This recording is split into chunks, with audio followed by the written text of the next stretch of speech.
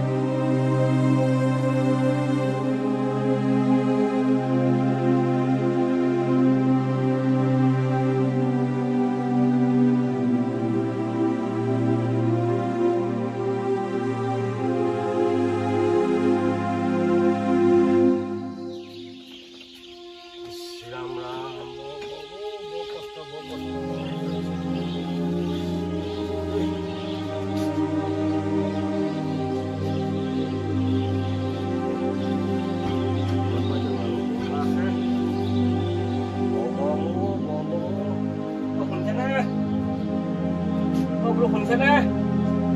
আছেনে? হেৰা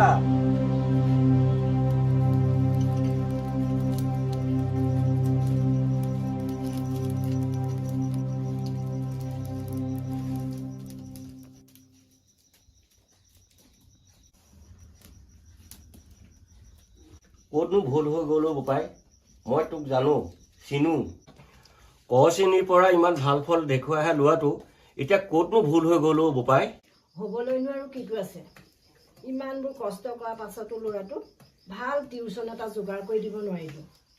বাকী কেইটাততো ভালেই পালে সি, মাথো উচ্চ গণিত বিষয়টোতহে 2 নম্বৰৰ বাবে। এৰা, আমিতো ইমান পঢ়া শুনা কথা নাজানো। গাঁওখনৰ আটাইকেইটা ল'ৰাই পাছ কৰিলে। কাইলৈ নামঘৰৰ নামলৈ মইনো বাৰু কোনখন মুখ লৈ যাওঁ? বাদ দিয়েহে তোমাক সেই সমাজৰ কথা। ল'ৰাটোক আমি কিমান কষ্টকৈ পঢ়ুৱালো, আৰু কষ্টকৈ পঢ়িলে সেইটো হ'লে সমাজে নেদেখে। কিতাপৰ যোগান ধৰা, বিদ্যালয়ৰ মাচুল দিয়া, আমি কিমান সেই সময়ত হাবাথুৰি হৈ খাইছিলোঁ, তেতিয়া সমাজখনে আমাক কিবা সহায় কৰিছিলেনে? এতিয়া বিফলতাৰ সময়ত আমাক হাঁহিবলৈ ওলাইছে। দিনৰ পোহৰ ৰং চেঙীয়া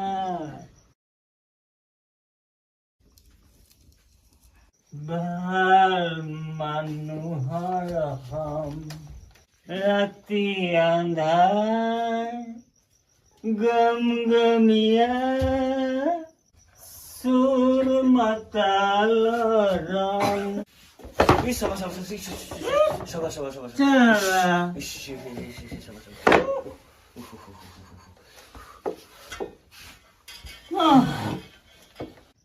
এতিয়া বুজিলা বন্ধু? বুজিলো। কি সকামত আহিলে বা? সকাম মানে তোমাৰ ল'ৰাই আজি ৰিজাল্ট দিছে, আৰু মই তোমাক বন্ধু হিচাপে খবৰ এটা ল'ব নোৱাৰোনে? আহিলা, ভালেই কৰিলা। ল'ৰাহে ৰিজাল্টটো ভাল নহয়। এইটোনো ইমান কি ডাঙৰ কথাটো হ'লহে? ইমান দিনে সি কষ্ট কৰিলে, আৰু মই তাৰ ফলাফলত খবৰ এটা ল'ব নোৱাৰোনে? আপুনি বহকচোন দেই। তুমি যোৱা। বুজিছা বন্ধু, ল'ৰাই ফেইল কৰিলে বুলি আমাক সকলোৱে লেইলে চেইছে। আজি ঘৰত পৰুৱা পিপৰাটোও দেখিবলৈ নাইকিয়া হৈছে, বুজিছা? এইখনে আমাৰ সমাজ, বুজিছা বন্ধু? এই হলা গছ দেখিলে সকলোৱে বাগি কুঠাৰ মাৰে। সেই পুলিটোনো কিয় হাৱলি পৰিল, আৰু তাক পুনৰাই তুলি ধৰি বৰগছ কৰিবলৈ 4খন কাণ হলে নোলায়। তাৰে এটি উদাহৰণ ময়ো বন্ধু। এনেকুৱা এটা দিনতে এই ৰমেন নামৰ মেধাৱী ছাত্ৰজন ক'ৰবাত হেৰাই গৈছিল। কিন্তু ৰাজ, তই তেনেহলে নহব। এই নিজৰ বলত বহুতো ঘাট প্ৰতিঘাত নেওচি এই ওপৰলৈ উৰি যা।